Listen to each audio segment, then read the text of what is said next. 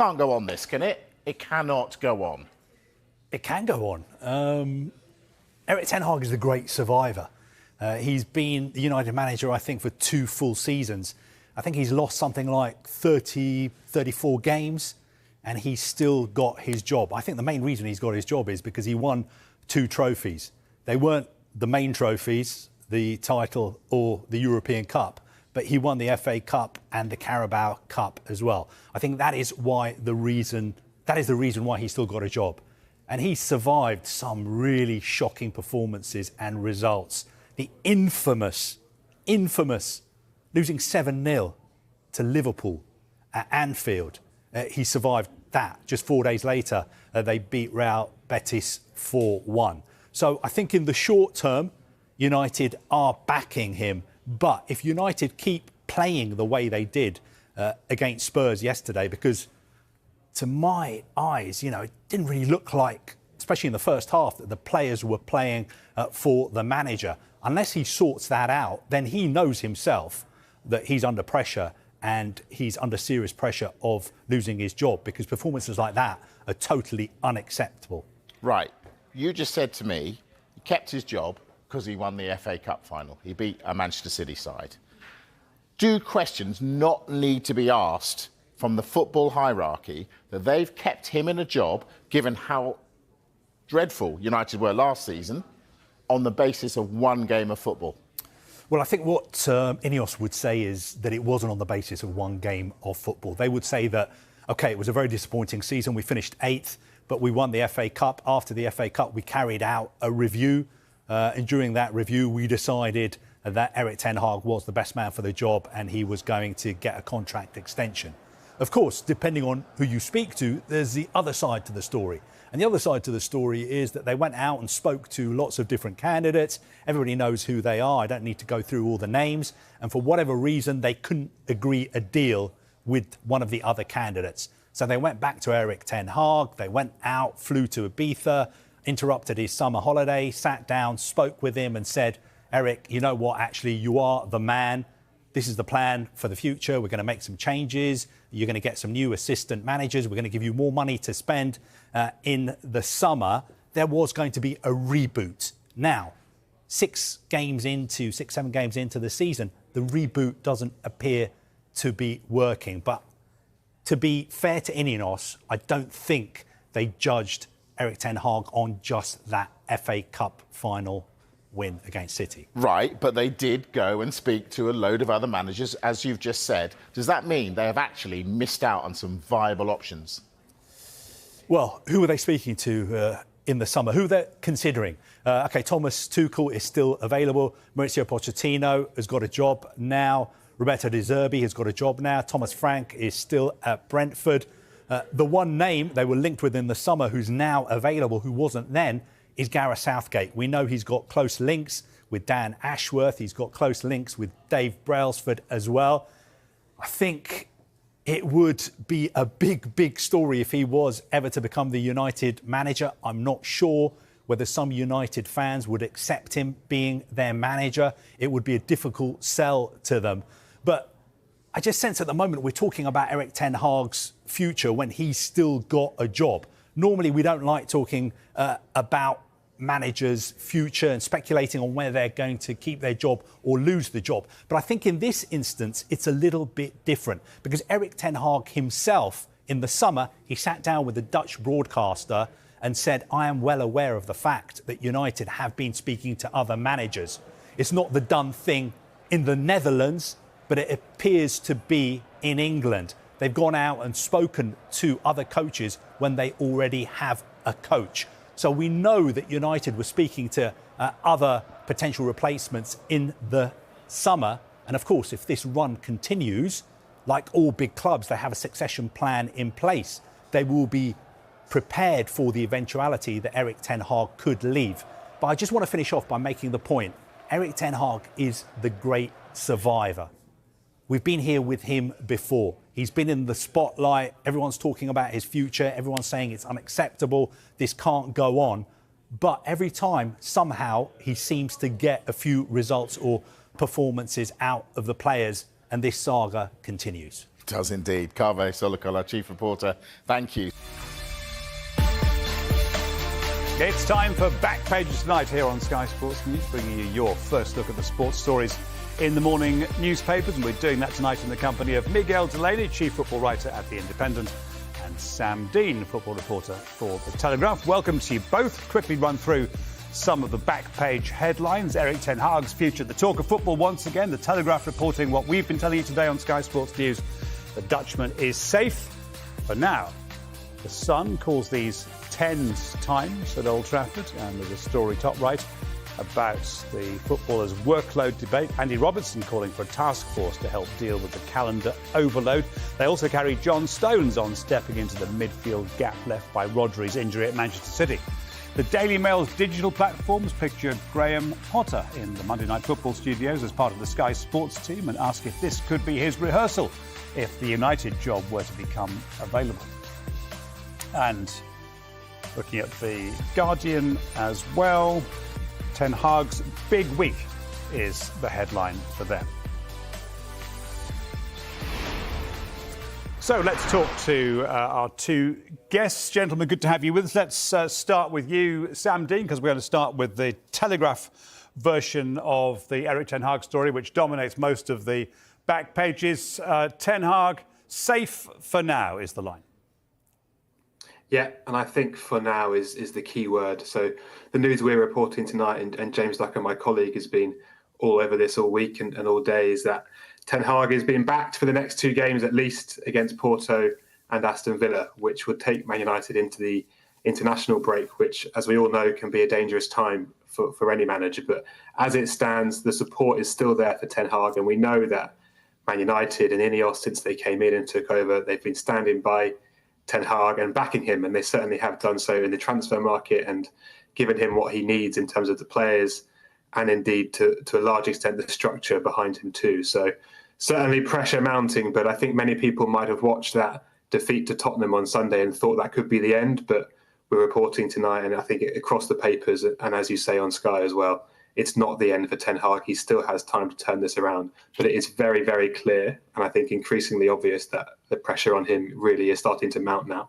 And the briefings that have been given from United have led to headlines that can be written saying, they haven't been particularly, but they could be, 2 games to save his job. It's been made pretty clear that the focus is on the games away at Porto and Aston Villa. Does that feel quite unusual for a club of United's size and stature to allow that sort of conjecture?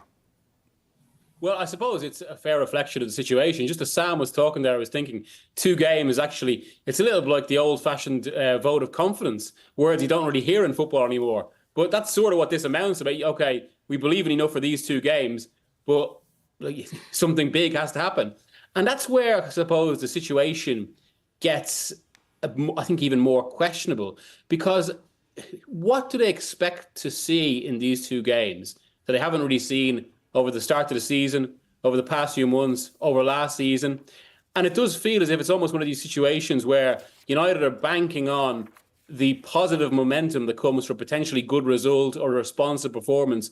But we saw that in May with that crunch game that pretty much saved Ten Hag's job the last time, the FA Cup final. And it just led to this. And this now, where injuries aren't really an excuse anymore. He's brought in signings.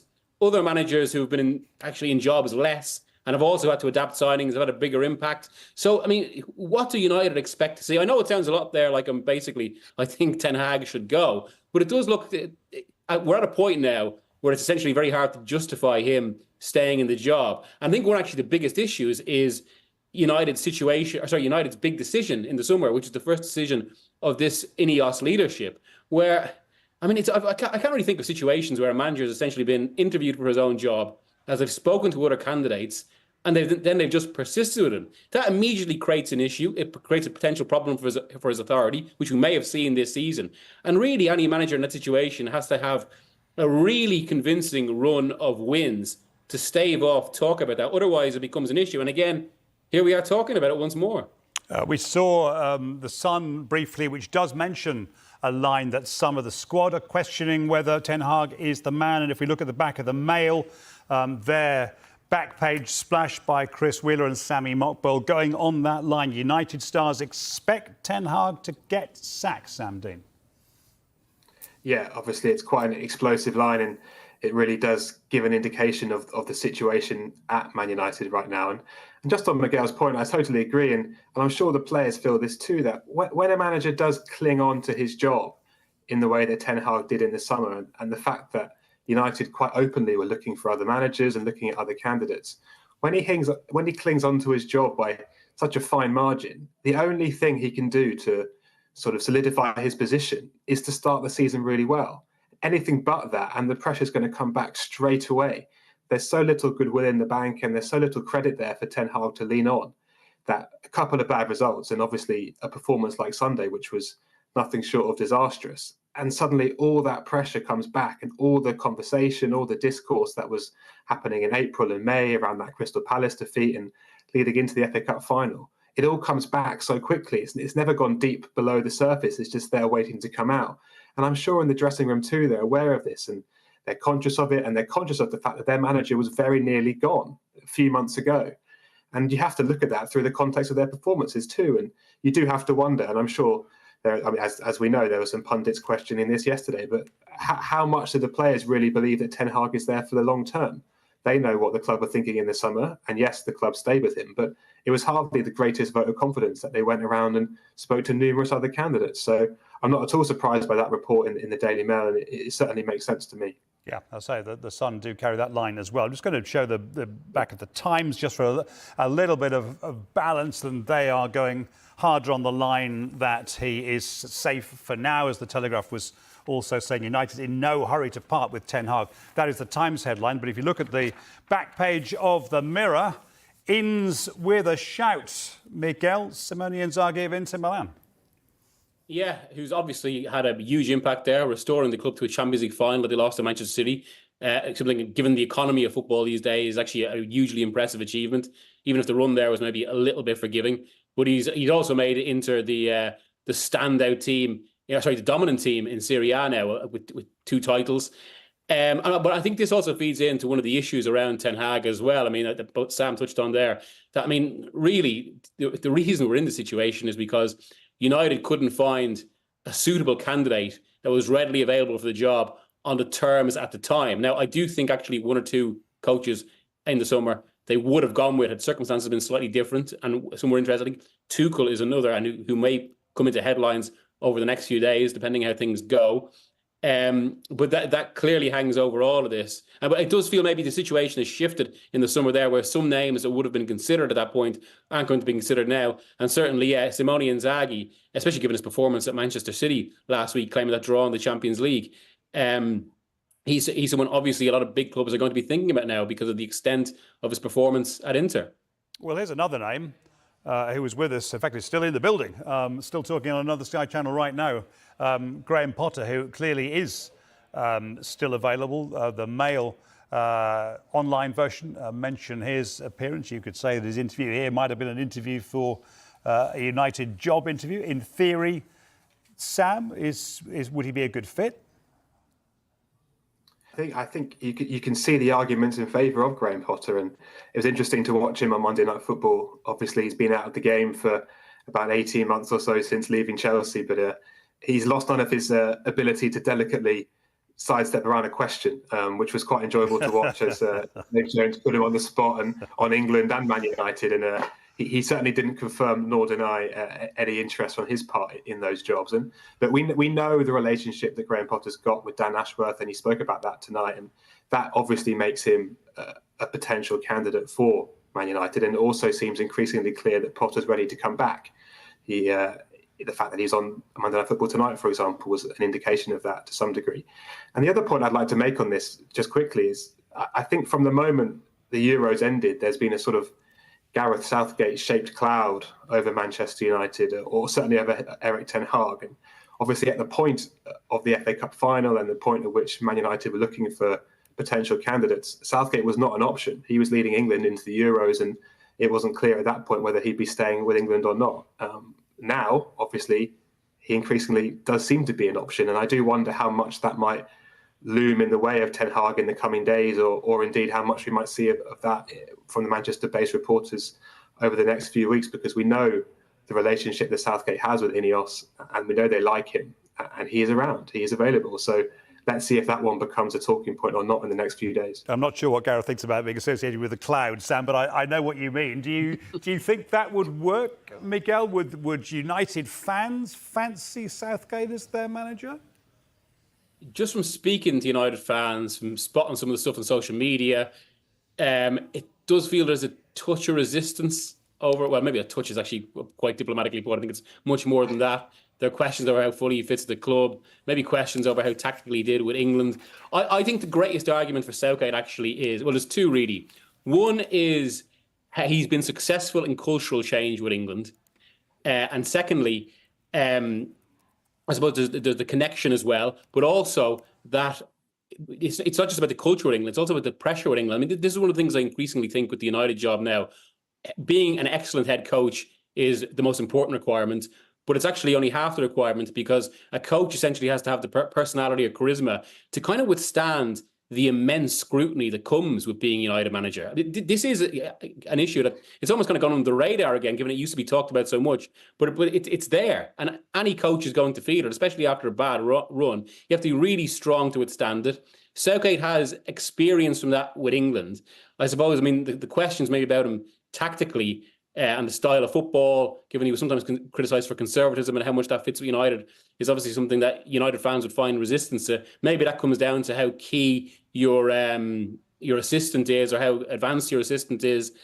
But yeah, as Sam said, it's one where I think you think momentum is going to grow. The only thing that I would say is that Southgate did maybe distance himself from jumping immediately back into football at a charity event recently, and even spoke about how his next job might be outside football, which you can imagine fitting as well. And perhaps maybe that may be why we're seeing more names come into contention for United.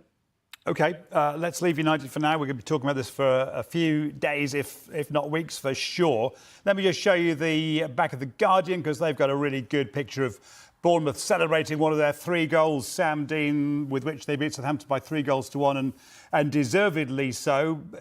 Were Bournemouth in a false position up to now? Had some tough opening fixtures, hadn't scored many goals, but now suddenly, with Semenyo in your picture there and Evan Nilsson getting his first goal, they've got some proper striking power.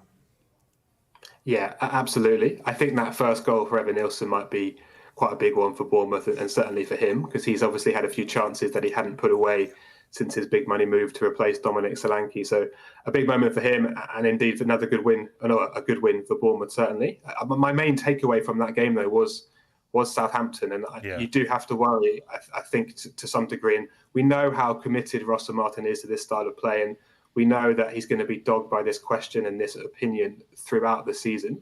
He even said that at the playoff final. I remember being at Wembley when he said, "I know I'm going to get criticised for playing out from the back next season, but it's what I'm going to do." And we have to admire that to a degree, but at the same time, after 6 games, the very basic question is, are they good enough at doing it? And right now, as it stands, they don't seem to be. And that is clearly a major issue for Southampton. And I don't get the impression that Ross Martin has any inclination towards changing or perhaps being a bit more flexible with his style. So either they improve quite quickly or they're going to have a very long and painful season. Do you see a quick improvement or do you see a painful season, Sam? Sorry, to Miguel. Yeah, you can already see the pattern. I mean, they've got this habit of basically being open and conceding almost 3 goals a game. That doesn't keep you in the Premier League along. I don't think it's actually such an issue if Southampton are in a situation now where maybe like Burnley, say, in 2015, if with a completely different style of football, they almost take this as one of these seasons where you get back into the Premier League, consolidate, go down and build a squad for the future again, and then maybe kind of raise the quality while playing the same tactics. That's where I think you can have more hope. But admittedly, that's a bleak outlook for this season because it does look like they're going straight back down, if maybe while being in some entertaining games. You're watching Back Pages tonight. Welcome back to Miguel Delaney, Chief Football Writer at The Independent, and Sam Dean, Football Reporter for The Telegraph. Let's talk about John Stones, gentlemen. We've seen him do bits of midfield work. The Sun, one of the papers that focuses on the idea that he might do a lot of midfield work, and he's quite happy to do it with Rodri out for the season. Sam? yeah, this is Stones effectively saying he's ready and willing to play in that midfield role again, which obviously he did to such spectacular effect a couple of seasons ago and really made that position his own, kind of coming in from centre-back into midfield. And that was that season's big reinvention by Pep Guardiola. And it does seem that with each year, Guardiola has produced a new solution to a problem that none of us have even foreseen before. And it will be interesting this year to see what he can do in the absence of Rodri. I suspect the John Stones option is a pretty straightforward one for Guardiola to implement, given that Stones has done that before and done it very well. But I am also curious to see whether Guardiola might think a little bit deeper and come up with something once again that's pretty much entirely new, or certainly new in the modern game and in the modern system. So it will be curious to see what he does and how long it takes for him to do that. But in the meantime, Stones does seem like a pretty reasonable option, and certainly a very experienced and skilled one to fill that Rodri void. Sam, the question is whether he can do so. Sorry, you're kind of inviting us to second-guess Pep Guardiola, which we all know is an impossible and very dangerous game. But Miguel, have a go. What solutions might Pep have up his sleeve? I agree with Sam. I think it'll end up being. I mean, we are talking about the mind of a genius here, a football genius who can think and kind of conceive the way and none of us can. That's basically essentially how we managed to kind of turn the entire game on its head over the last 15 years. And even when Stones was used, the base midfield and that run to the Champions League final, well, that was Guardiola basically pulling something from his memory, which is his own position for Barcelona in 1992, this sort of kind of box shape around the defence, and kind of reinterpreting that for the modern game. And then just as quickly abandoning it for the next season. So I wouldn't be surprised if he comes up with something, as Sam says, that we haven't conceived of. But at least for the rest of us who kind of see the game in a more rudimentary way, John Stones, the defensive midfielder, does make sense, because in that kind of modern system, that Barcelona, Guardiola, Spanish possession pressing, centre halves and defensive midfield, actually there are a lot of overlap in terms of the abilities required. So it does make logical sense, even if Guardiola will have a logic of his own. That might be quite interesting, Miguel, for Lee Carsley as well, mightn't it, if he does it for City and it comes off? Oh, completely, especially given, I mean, Carsley is essentially of that Guardiola school. A lot of his thinking is based on the very idea, and Arteta is similar in this, of players who can play in multiple positions, so you can vary formations and roles. So, I mean, it could offer another solution for England as well, given that already Carsley's spoken about that he has to try and do some different things in midfield, given that has been a long-running issue for England. It was Rodri who was among the first to raise the issue in the last few weeks of the problems of burnout, and talked about possible strike action. The Express on their back page at the top has the headline "Danger Signal," and Jurrien Timber, Sam, joining the warning about the dangers of burnout. Is this all going to burn out, if I can use that phrase, die away, or will something actually change? Well, I think what was very interesting today about Jurrien Timber's press conference is that when this question came, and I suppose it was inevitable given the discussion over the past few weeks, one of the first things that Timber said was that it's a big talking point in the dressing room, not just at City and Liverpool, but also Arsenal and other clubs too. Like, this is what players are talking about. And I think it's only right that the media reflects that in our coverage, even if it's not the most perhaps sexy talking point for the rest of the world. But this is a big, major issue in football. And clearly it's one that's going to need addressing. Just on this issue, I do have a few sort of objections to some of the things that have been said. And I noticed last week Pep Guardiola saying that any sort of action or change needs to be led by the players. And I understand his point of view to a degree, but also I think managers have to take some responsibility here. They don't have to pick the same players for every game. Part of their role of managing is to rotate and to reduce the workload. And I'm not sure that all managers do that in the way that's with the best interest of their players' fitness. And the other thing is, as I'm sure has been discussed before, and I think I've mentioned it before on this show, but post-season tours, pre-season tours, these clubs are also not the ones necessarily taking the lead when it comes to this issue. And to say, it's up to the players to sort it out, I'm not sure that's quite right. I think the players need to do their own thing too, but also the clubs and the managers can certainly help the situation and perhaps stop making decisions for the good of the bank balance for the club and perhaps more for the welfare of their players. And following on from that, Miguel, the Sun, top right of the Sun back page, Stars want say on scheduled danger. Andy Robertson suggesting we need a task force. I think Robertson's absolutely right. In fact, it's actually incredible that football has these conversations and there isn't proper input from state among the main stakeholders, the players. I mean, and actually, this is one of the big complaints of the FIFA Club World Cup. I mean, it is interesting in terms of kind of the clubs are less critical of the new Champions League, which adds 4 games to the calendar and essentially eliminates that January break that they used to have while playing the European season right through the campaign, because they were consulted in it. The ECA, they were part of the negotiations.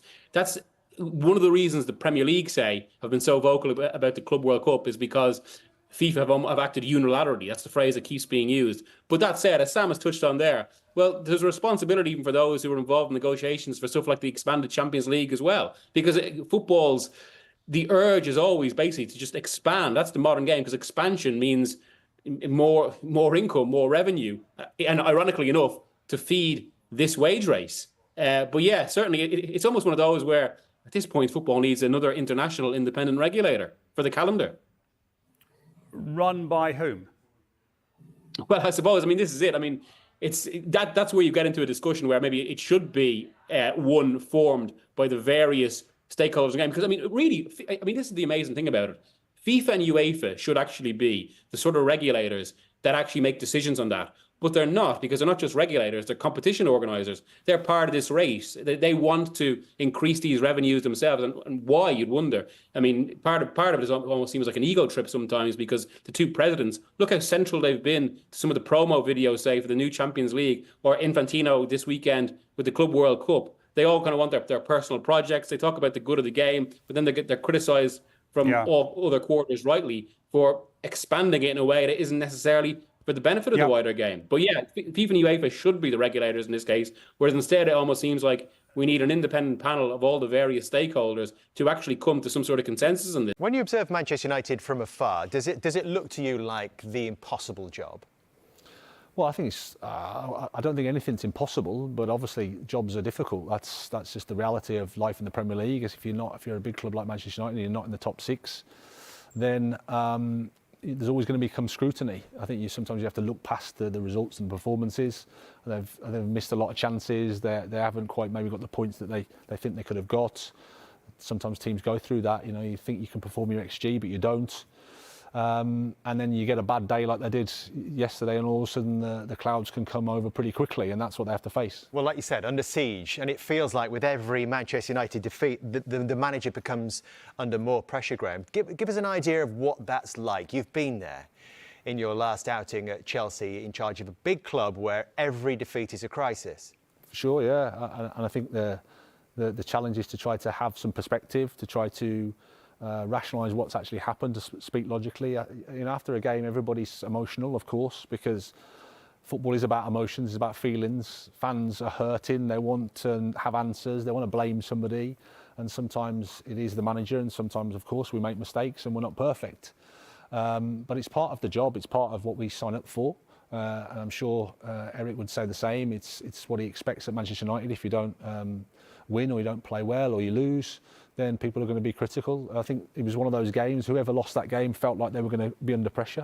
It wasn't so long back that people were talking about Ange, about no tactics or no plan B, and all of a sudden he's won 4 in the trot, and now all of a sudden everything's great for him. It's flipped the other way. So you can't win unless you win. I think that's the thing. You need to try and get enough results to keep you guys at bay. And in the meantime, try to. I'm saying you guys, but you know what I mean. And then you've got to work with your players and stick to what you want to do, and take the club forward as best you can. Another really tough week for them. They've got Porto, then they've got Aston Villa. Now, you've got someone in the camp in Dan Ashworth that you've worked with before. You know a lot about his processes. Would you be confident that he has the skills, the ability to help steer Manchester United out of these difficult waters, back to their former glories? Yeah, absolutely. I think Dan's probably part of a team there as well. I think he'll want to support, he'll want to help. That's my experience with Dan. I don't know anything about the context of Manchester United, but I think my experience of Dan working with him at Brighton was he was very supportive. He would challenge at the right time, but want to help and be there for you. So I think football clubs, have to create conditions for coaches to be successful as well, and that's what he'll try to do as best as he can. I hate to put you on the spot again, Graham, but it was much talked about this summer that Manchester United were having a lot of conversations with different coaches about replacing Erik Ten Hag. Were you among those that had a conversation with United? I think what I've read so far in the media, a lot of it's untrue and false. I think I'm the only coach in world football that's been linked with Stoke City and Napoli in the same week. So I take what the media say as with a pinch of salt, and I think I've had lots of conversations with lots of people, and I think for the respect of everybody, it's best that I keep those private. Kind of challenge you might welcome, though, or not? No, I'm sitting here enjoying this challenge of answering your questions. That's where I'm at the moment. The good news is there's a commercial break on the way. Fantastic.